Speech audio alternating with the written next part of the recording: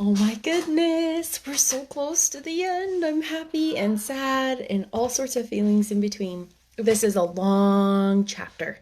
So if you're with little ones, it may take you a couple times to get through it, okay?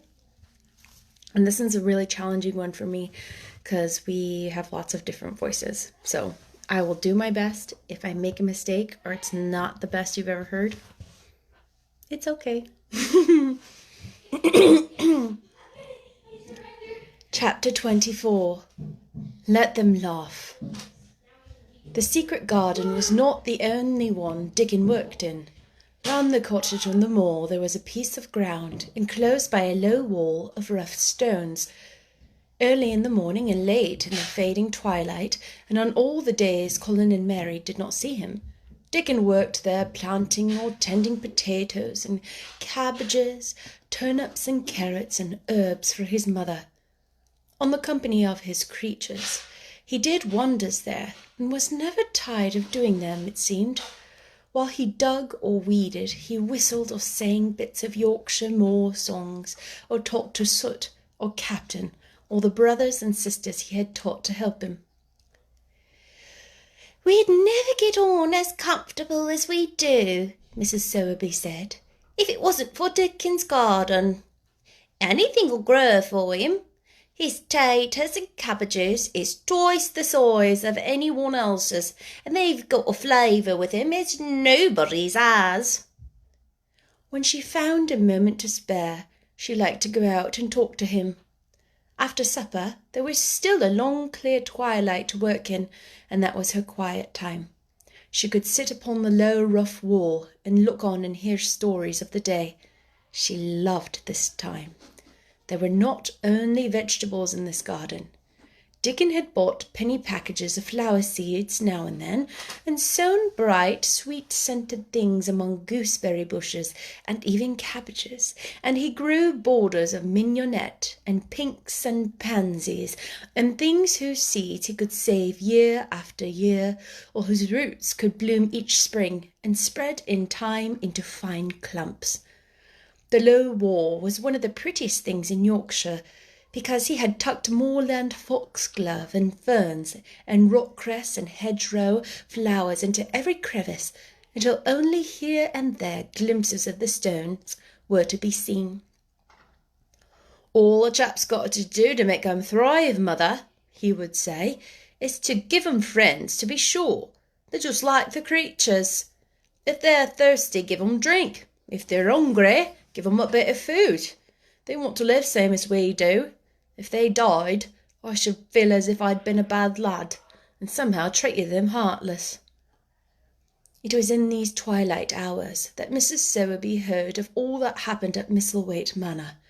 At first she was only told that Mr. Colin had taken a fancy to going out into the grounds with Miss Mary, and that it was doing him good. But it was not long before it was agreed between the two children that Dickon's mother might come into the secret. Somehow it was not doubted that she was safe for sure.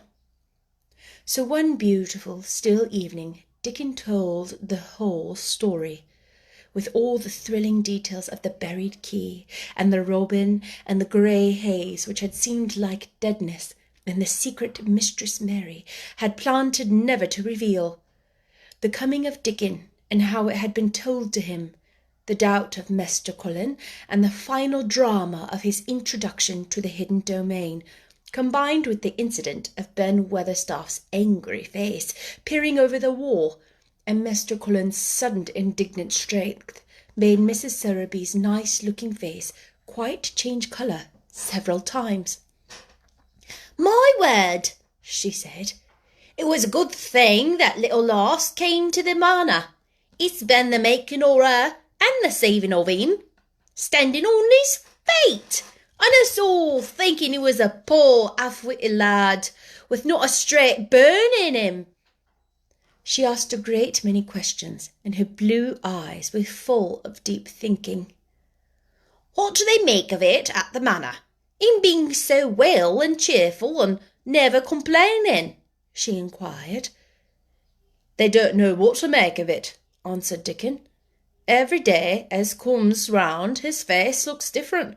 It's filling out. Doesn't look so sharp and the waxy colour is going. But he has to do his bit of complaining, with a highly entertained grin. What for? It must say his name, asked Mrs. Sowerby. Dickon chuckled. He does it to keep 'em from guessing what's happened. If the doctor knew he'd found out he could stand on his own feet, he'd likely write and tell Mr. Craven. Mr. Colin's saving the secrets to tell himself. He's going to practice his magic on his legs every day until his father comes back, and then he's going to march into his room and show him he's as straight as other lads. But him and Miss Mary think it's the best plan to do a bit of groaning and fretting now and then to throw off the scent. Mrs. Sowerby was laughing a low, comfortable laugh long before he had finished his last sentence. "Aye," she said, "that pair's enjoying theirselves, I warrant. They'll get a bit o' acting out of it, and there's nothing children likes as much as play acting. Let's hear what they do, Dickon lad."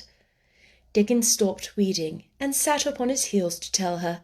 His eyes were twinkling with fun. "Mr. Cullen is carried down to his chair every time he goes out," he explained, "and he flies out at John, the footman, for not carrying him careful enough. He makes himself as helpless looking as he can, and never lifts his head until we're out of sight of the house, and he grunts and frets a good bit when he's being settled into his chair. Him and Miss Mary's both got to enjoying it, and when he groans and complains, she'll say, 'Poor Colin, does it hurt you so much? Are you so weak as that, poor Colin?' But the trouble is that sometimes they can scarce keep from bursting out laughing. When we get safe into the garden, they laugh till there's no breath left to laugh with, and they have to stuff their faces into Mr. Cullen's cushions to keep the gardeners from hearing, if any of 'em's about." "The more they laugh, the better for him," said Mrs. Sowerby, still laughing herself. "Good healthy child laughing's better than pills any day o' the year. That pair'll plump up for sure." "They are plumping up," said Dickon. "They're as hungry as don't know how to get enough to eat without making talk. Mr. Cullen says if he keeps sending for more food, they won't believe he's an invalid at all. Miss Mary says she'll let him eat her share, but he says that if she goes hungry, she'll get thin and they mun both get fat at once." Mrs. Sowerby laughed so heartily at the revelation of this difficulty that she quite rocked back and forth in her blue cloak, and Dickon laughed with her. "I'll tell thee what, lad," Mrs. Sowerby said when she could speak.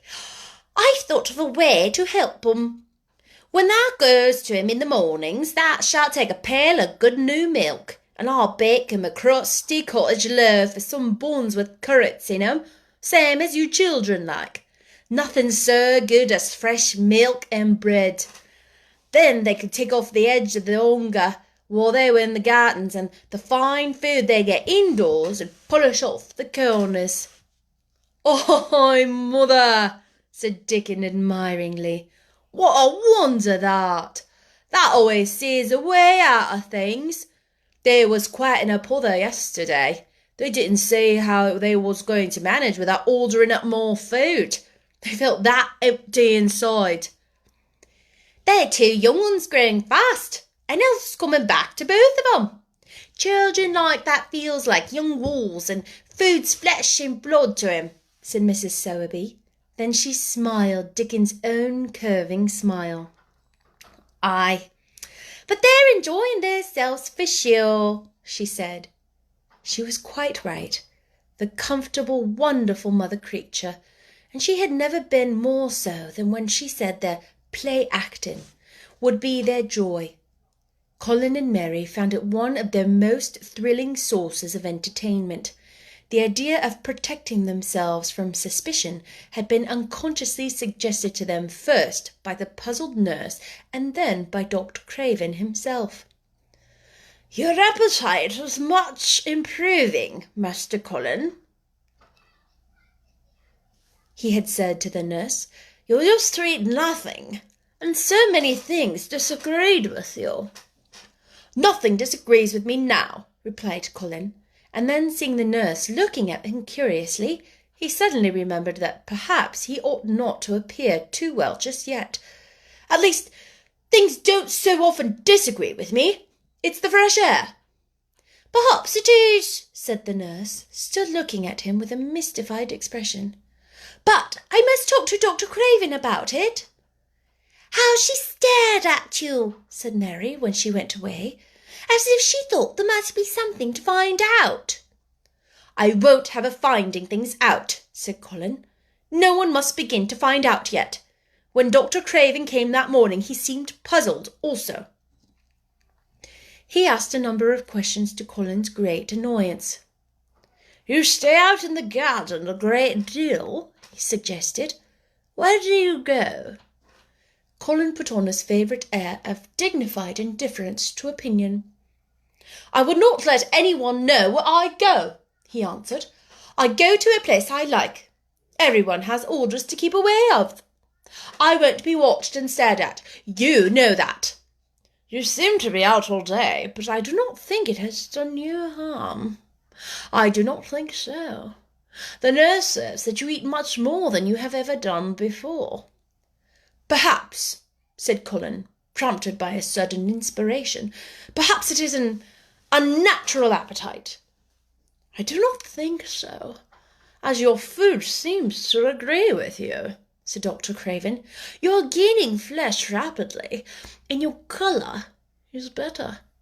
Perhaps I am bloated and feverish, said Colin, assuming a discouraging air of gloom. People who are not going to live often are. Often they are different. Dr. Craven shook his head. He was holding Colin's wrist and pushed his sleeve and felt his arm. You're not feverish, he said thoughtfully, and such flesh as you have gained is healthy. If you can keep this up, my boy, we need not talk of dying. Your father will be happy to hear of this remarkable improvement. I won't have him told, Colin broke forth fiercely. It will only disappoint him if I get worse again, and I may get worse this very night. I might have a raging fever. I feel as if I might be beginning to have one now. I won't have letters written to my father. I won't. You are making me angry, and you know that is bad for me. I feel hot already. I hate being written about and being talked over as much as I hate being stared at. Hush, my boy, Dr. Craven soothed him. Nothing shall be written without your permission. You are too sensitive about things. You must not undo the good which has been done. He said no more about writing to Mr. Craven, and when he saw the nurse, he privately warned her that such a possibility must not be mentioned to the patient. The boy is extraordinarily better, he said. His advance seems almost abnormal. But of course he is doing now of his own free will what he could not make him do before. Still, it excites himself very easily, and nothing must be said to irritate him. Mary and Colin were much alarmed and talked together anxiously. From this time dated their plan of play-acting. I may be obliged to have a tantrum, said Colin regretfully. I don't want to have one, and I'm not miserable enough now to work myself into a big one. Perhaps I couldn't have one at all. That lump doesn't come in my throat now, and I keep thinking of nice things instead of horrible ones. But if they talk about writing to my father, I shall have to do something. He made up his mind to eat less, but unfortunately it was not possible to carry out this brilliant idea when he wakened each morning with an amazing appetite, and the table near his sofa was set with a breakfast of homemade bread and fresh butter, snow-white eggs, raspberry jam, and clotted cream. Mary always breakfasted with him, and when they found themselves at the table, particularly if there were delicate slices of sizzling ham sending forth tempting odours from under a hot silver cover, they would look into each other's eyes in desperation. "I think we shall have to eat it all this morning, Mary," Colin always ended by saying. "We can send away some of the lunch and a great deal of the dinner." But they never found that they could send anything away, and the highly polished condition of the empty plates returned to the pantry awakened much comment. "I do wish," Colin would say also, "I do wish the slices of ham were thicker, and one muffin each is not enough for anyone." "It's enough for a person who's going to die," answered Mary when first she heard this. "But it's not enough for a person who's going to live. I sometimes feel as if I could eat 3 when those nice fresh heather and gorse smells from the moor come pouring in at the open window." The morning that Dickon, after they had been enjoying themselves in the garden for about 2 hours, went behind a big rose bush and brought forth 2 tin pails and revealed that one was full of rich new milk with cream on the top of it, and that the other held cottage-made currant buns folded in a clean blue and white napkin, buns so carefully tucked in that they were still hot. There was a riot of surprised joyfulness. What a wonderful thing for Mrs. Sowerby to think of! What a kind, clever woman she must be! How good the buns were, and what delicious fresh milk! "Magic is in her, just as it is in Dickon," said Colin. "It makes her think of ways to do things, nice things. She is a magic person. Tell her we are grateful, Dickon. Extremely grateful." He was given to using rather grown-up phrases at times. He enjoyed them. He liked this so much that he improved upon it. "Tell her she has been most bounteous, and our gratitude is extreme." And then, forgetting his grandeur, he fell to and stuffed himself with buns, and drank milk out of the pail in copious draughts, in the manner of any hungry little boy who had been taking unusual exercise and breathing in moorland air, and whose breakfast was more than 2 hours behind him. This was the beginning of many agreeable incidences of the same kind. They actually awoke to the fact that as Mrs. Sowerby had 14 people to provide food for, she might not have enough to satisfy 2 extra appetites every day, so they asked her to let them send some of their shillings to buy things. Dickon made the stimulating discovery that in the wood in the park outside the garden, where Mary had first found him piping to the wild creatures, there was a deep little hollow where you could build a sort of tiny oven with stones and roast potatoes and eggs in it. Roasted eggs were a previously unknown luxury, and very hot potatoes with salt and fresh butter in them were fit for a woodland king, besides being deliciously satisfying. You could buy both potatoes and eggs, and eat as many as you liked without feeling as if you were taking food out of the mouths of 14 people. Every beautiful morning the magic was worked by the mystic circle under the plum tree, which provided a canopy of thickening green leaves after its brief blossom time was ended. After the ceremony, Colin always took his walking exercise, and throughout the day he exercised his newly found power at intervals. Each day he grew stronger, and could walk more steadily and cover more ground. And each day his belief in the magic grew stronger.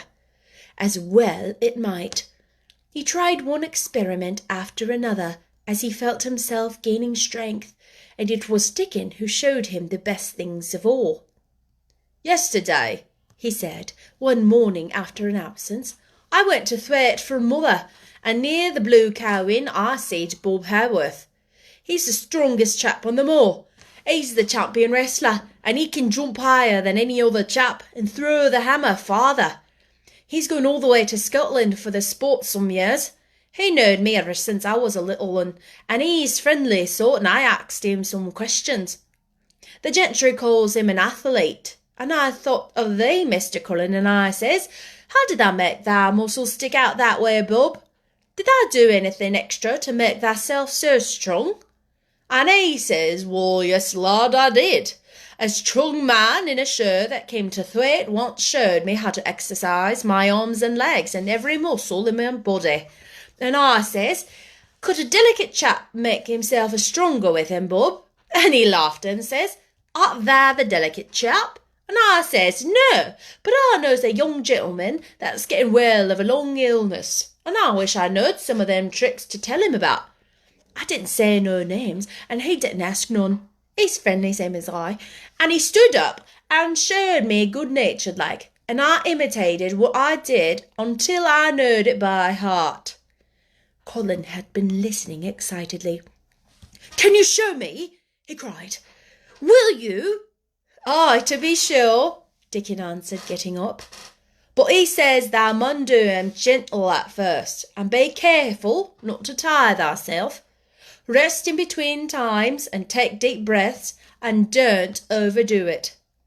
I'll be careful, said Colin. Show me, Dickon. You are the most magic boy in the world. Dickon stood up on the grass and slowly went through a carefully practical but simple series of muscle exercises. Colin watched them with widening eyes. He could do a few while he was sitting down. Presently he did a few gently while he stood up upon his already steadied feet. Mary began to do them also. Soot, who was watching the performance, became much disturbed and left his branch and hopped about restlessly because he could not do them too. From that time the exercises were part of the day's routines as much as the magic was. It became possible for both Colin and Mary to do more of them each time they tried, and such appetites were the results that but for the basket Dickon put down beside the bush each morning when he arrived, they would have been lost. But the little oven in the hollow and Mrs. Sowerby's bounties were so satisfying that Mrs. Medlock and the nurse and Dr. Craven became mystified again. You can trifle with your breakfast and seem to disdain your dinner if you are full to the brim with roasted eggs and potatoes, and richly frothed new milk, and oat cakes and buns, and heather honey and clotted cream. They are eating next to nothing, said the nurse. They'll die of starvation if they can't be persuaded to take some nourishment. And yet, see how they look. Look! exclaimed Mrs. Medlock indignantly. I'm withered to death with them. They're a pair of young Satans, bursting their jackets one day, and the next turning up their noses at the best meals cook can tempt them with. Not a mouthful of that lovely young fowl and bread sauce did they sit a fork into yesterday, and the poor woman fair invented a pudding for them, and back it's sent. She almost cried. She's afraid she'll be blamed if they starve themselves into their graves. Dr. Craven came and looked at Colin long and carefully. He wore an extremely worried expression when the nurse talked with him and showed him the almost untouched tray of breakfast she had saved for him to look at.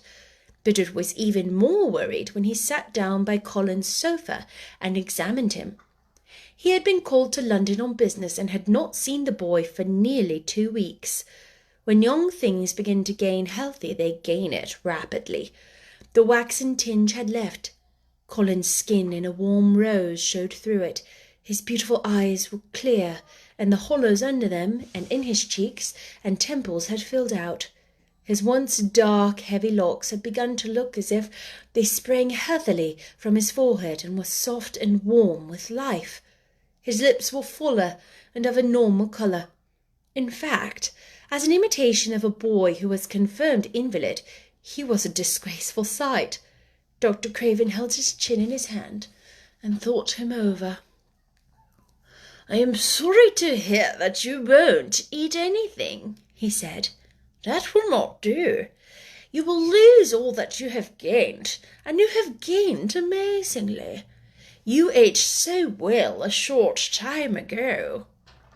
"I told you it was unnatural appetite," answered Colin. Mary was sitting on a stool nearby, and she suddenly made a very queer sound, which she tried so violently to repress that she ended by almost choking. "What is the matter?" said Dr. Craven, turning to look at her. Mary became quite severe in her manner. "It was something between a sneeze and a cough," she replied with reproachful dignity, "and it got into my throat. But," she said afterward to Colin, "I couldn't stop myself. It just burst out because all at once I could not remembering the last sweet potato you ate, and the way your mouth stretched and you bit through the thick lovely crust of jam and clotted cream on it. There's no way unless they dig it out of the earth and pick it off trees. Is there any way in which those children can get food secretly?" Dr. Craven inquired of Mrs. Medlock. "There's no way unless they dig it out of the earth or pick it off the trees," Mrs. Medlock answered. "They stay out in the gardens all day and see no one but each other. And if they want anything different to eat from what's sent up to them, they need only ask for it." "Well," said Dr. Craven, "so long as going without food agrees with them, we need not disturb ourselves. The boy is a new creature." "So is the girl," said Mrs. Medlock. "She's begun to look downright pretty since she's filled out and lost her ugly little sour look. Her hair's grown thick and healthy looking, and she's got a bright colour. The glommest, ill-natured little thing she used to be, and now her and Master Craven and Colin laugh together like a pair of crazy young ones. Perhaps they're growing fat on that." "Perhaps they are," said Dr. Craven. "Let them laugh." That's the end of chapter 24. We have chapter 25, and then chapter 26, and then chapter 27, and then I'm scrolling. Well, chapter 27 is long. Chapter 27 is the last chapter. Do you like the garden I put on the picture? I hope you enjoy. That was a long one, right? I love this. This seemed like a really good in-between chapter. They are enjoying the garden. And it sounds like Colin and Mary are getting better and feeling better and thinking better. Have you ever thought of that? Thinking better? Yeah? I'll see you next time. Bye.